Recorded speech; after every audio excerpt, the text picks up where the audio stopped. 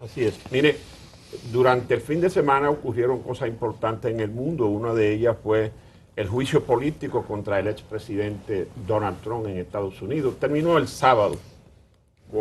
Fue muy corto, pero lleno de interesantes incidentes en torno al hecho por el que se le juzgaba el asalto al Capitolio.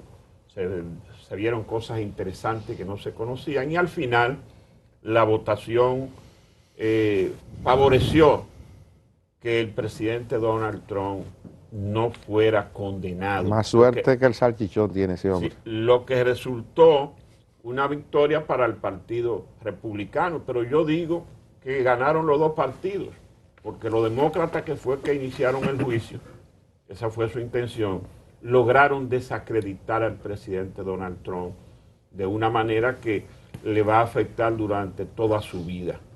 Rápidamente, después del juicio, el presidente Trump respondió satisfecho de que esos fueran los resultados y animando a su gente a que él va a seguir en política. Pero el Partido Republicano está prácticamente dividido porque 7 de sus legisladores votaron a favor de que fuera condenado y eso es una división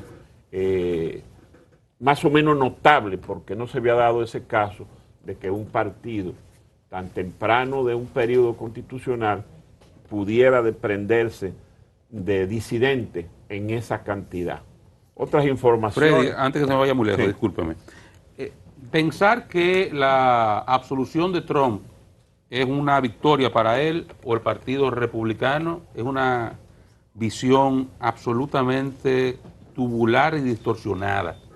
Los demócratas nunca pensaron que iban a conseguir la condena.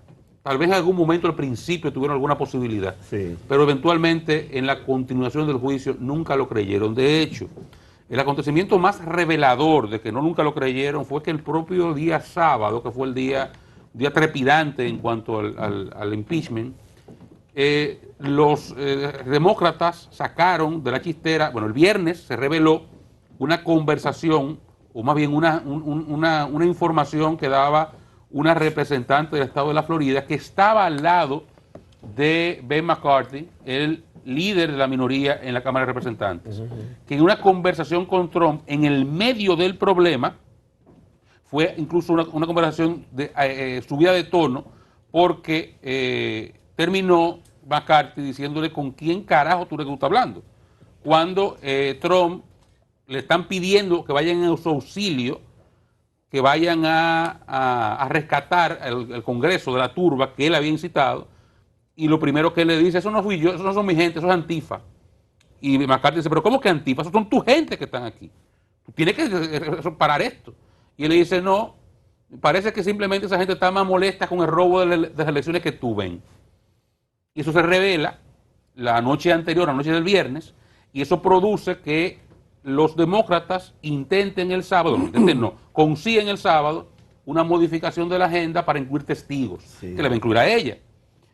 Para eso votaron 5 de republicanos, 55-45 para incluir testigos. Luego, al saber que eso no iba a variar, porque era una decisión política, todo lo que se presentó ahí no iba a variar, era una decisión política de que los republicanos no iban a votar para condenar a Donald Trump, no importa lo que presentaran. Entonces, a sabiendas de eso, ellos ni siquiera progresaron con la inclusión de testigos y decidieron revertir la decisión e ir a las conclusiones, porque el interés al final prevaleció que era desacreditar a Trump. Y Trump sale muy maltratado de este proceso. O sea, quien crea que Trump ganó es porque está viviendo en otro mundo o no vio nada de eso, no entiende de qué trata la política en Estados Unidos. De hecho, Mitch McConnell, el líder de la minoría en el Senado, el republicano con más poder en Washington ahora mismo, luego de que concluyera la absolución, él votó en contra, él votó para absolver a Trump. Él fue de los 43 republicanos que votó para que Trump no fuera condenado. Luego de que concluye, bueno, Schumer, el líder de la mayoría demócrata, trapea el piso con Trump, con los republicanos y con todo el vivo que apoyó a Trump, pero luego viene McConnell en la réplica, y McConnell en la réplica le echó más basura a Trump arriba de lo que le echó Schumer. Lo acusó directamente de haber sido responsable de eso. Lo más parecido a Balaguer cuando Santana entró al panteón. Yo lo veía. Yo estaba viendo y decía, esto es Balaguer cuando en el discurso de ingresar al Panteón Nacional a Pedro Santana, lo acabó Mitch McConnell. Una muestra de que en ese partido el ala conservadora tradicional simplemente le sacó, se le quitó de al lado a Trump. Sí. No iban a provocar una expulsión, no iban a provocar una sanción porque eso iba a tener consecuencias electorales en el 22 y en el 24. Y están gerenciando cómo se quedan con esa base de Trump populista sin Trump. Y eso fue lo que le complicó la posición de los demócratas al llevarlo al juicio político, porque los hizo a los republicanos tener que asumir unas posiciones que la gran mayoría de su base real histórica rechaza, que fue esa banda de delincuentes que ingresó al Capitolio incitado por Trump. Entonces, para preservar un grupo, tienen que quitarse del otro y hacerlo públicamente. Sí. Y estratégicamente eso fue lo que los demócratas consiguieron. Consiguieron generar una situación de profunda división, pero no solamente de opiniones internamente, sino de discurso político. ¿Con qué discurso político van a ir los republicanos al 22? Si es con el discurso populista de Trump o es con el discurso tradicional conservador, que jamás en la vida apoyaría semejante acción que produjo el 6 de enero. O sea que lo que pasó ahí fue solamente favorable para los demócratas. Ahí Trump no ganó absolutamente nada. El trumpismo y los republicanos perdieron independientemente de que eventualmente fueron absueltos. ¿O fue absuelto Trump? Ganaron, que no fue condenado. Eso es lo único. Pero ayer emitió un comunicado. Ayer emitió, porque ya él no se puede comunicar por Twitter, ¿verdad? El mismo sábado lo emitió. Sí. Era su red favorita. Pero el sábado se emitió un comunicado donde él dejaba claro que se sentía habilitado como para volver a la política y para procurar ser candidato de nuevo a la presidencia de los Estados Unidos. Va a ser difícil. Ese señor no tiene pares, no tiene pares. Eso que tú dices de que Twitter todavía no le tiene la cuenta disponible a él. No, es definitivo. Ya suspendido definitivamente. Pero eso es preocupante. Suspendido definitivamente. Porque cuando las propietarias de estas redes toman la decisión de aplicarte la censura por el personaje a quien se afecta, la gente lo aplaude, porque es un tipo que ha creado tanta repulsa por sus acciones incorrectas. Pero si uno lo analiza, eso no está bien, No está bien que esta dueña de redes sociales Mira, yo he escuchado mucho eso, Geomar, desde que se produjo, mucha gente en la prensa, mucha gente en sectores de la política criticando eso. Yo muy por el contrario, yo creo que esa es una vacuna importante para la desinformación. En la medida, o sea, una cosa, el que hace un periódico como estos, tiene un rigor periodístico para dar una información.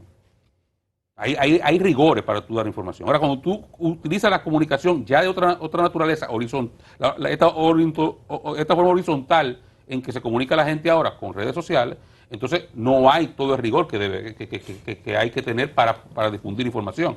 Entonces, cuando usted ve, ¿por qué las empresas siempre supervisan los discursos en ese tipo de redes? Y lo hacen con los grandes y los chiquitos. Me refiero a personalidades con mucha o menor influencia, para verificar que el discurso no provoque odio, no provoque violencia. O sea, usted no puede utilizar ningún medio, ni estos que tienen un rigor diferente para hacerse, ni estos que estamos aquí que son un poco más espontáneos, ni las redes sociales para provocar atentados terroristas, por ejemplo. Usted no puede hacer eso. Y si lo hace, es condenable y la red social lo separa. Entonces, ¿qué provocó no la censura, no, sacar del medio de difusión, que es privado, un medio privado que se llama Twitter, sacar a ese señor? ¿Qué lo provoca sacar a Trump? Su paquete de mentiras. Ese señor, mentira tras mentira, tras mentira, tras mentira, tras mentira, provocó una situación que por poco le cuesta la vida a congresistas, y que solamente una nación con ese nivel de resiliencia lo soportó su democracia. Entonces, es un medio privado, y vuelvo a citar en el término privado, Twitter le dice, yo no lo quiero aquí. Nadie está limitando a ese señor que hable. Él no habló el sábado en un comunicado. Él emitió un comunicado, a nadie le cortó la lengua. Ahora, Twitter dice, este medio que es mío, de mi propiedad propia, tú no lo vas a usar. Ya, use otro. Ese maniqueísmo de que censura, eso no es ninguna censura. Ese imbécil puede hablar de lo que dé su gana. De hecho, habló el sábado. Sí, Ese sacarlo del subnormal medio. habló el sábado. Y puede seguir hablando, y puede ir a Fox mañana, y puede ir a Newsmax pasado mañana, y a ON el otro día, y a todo su pendeja, y a CNN puede ir también, a todo lo que quiera. El CNN no lo quiere. Bueno, pero puede ir. Y si no lo quieren, bueno, pues no lo quieran, pero puede ir a ABC, NBC, CBS, puede ir Tiene otros lugares. a todo. Twitter le dijo, yo no te quiero aquí.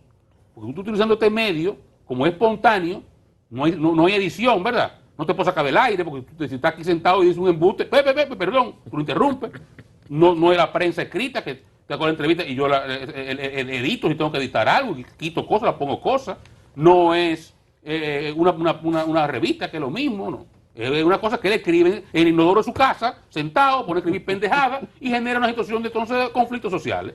Y esa empresa que permite ese tipo de comunicación le dijo, ese tipo de comunicación usted, subnormal, no está apto para utilizarla, entonces no lo quiero aquí. Eso es lo que pasó. Es una discusión vieja, eso es el derecho de la expresión, es un derecho fundamental. Hay libertad de expresión, es un derecho fundamental del ciudadano, pero tiene límite.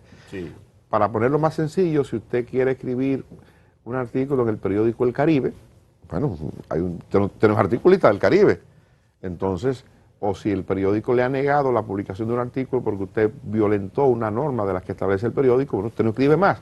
Pero el periódico tiene el derecho, como empresa, a decidir quién publica y quién no publica.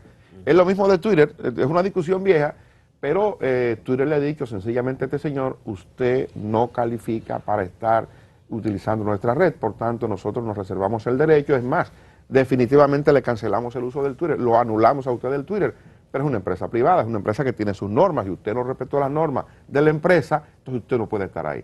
De manera que no se ha violado, él tiene su derecho como ciudadano de expresión, Claro. él puede expresarse de la manera que quiera, donde quiera, pero no por ahí. Si mañana la gente de NBC establecen lo mismo, bueno, es una política que tiene NBC y este ciudadano ha transgredido la política de NBC, entonces no puede estar hablando por ahí. Pero son cuestiones que tienen reglas. La libertad de expresión, cierto, es un derecho fundamental, pero tiene límites. Viéndolo desde ese punto de vista, Yo te puedo decir, Omar, disculpa, para aportarle solamente un dato a Dani, en lo que muy correctamente él describe.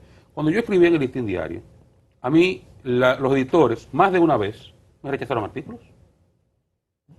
Artículos donde yo atacaba a la iglesia, por ejemplo, donde yo apoyaba el aborto, o el matrimonio homosexual. Ese periódico tiene una línea muy apegada a la iglesia, muy conservadora, los rechazaban. Y que yo no hacía nada, voy a ponerme mi lengua donde iba. Escribe otro. Y escribí otro, porque el dueño son ellos, tienen sus cosas ahí. Yo no venía aquí a decir censura, no. Así es. Es un derecho que ellos tienen a decir, este artículo no es lo La que línea nosotros editorial aquí. del medio no se No viene se viene a eso y ya. Todo. Mira, por eso me sacaron también. Todo eso es así. Y no pasa nada, y es un derecho. ¿Sabe que Y yo venía aquí a decir que no me censuraron, por eso. No. esta nueva tecnología o esta forma de comunicarnos tan rápido y tan amplio permite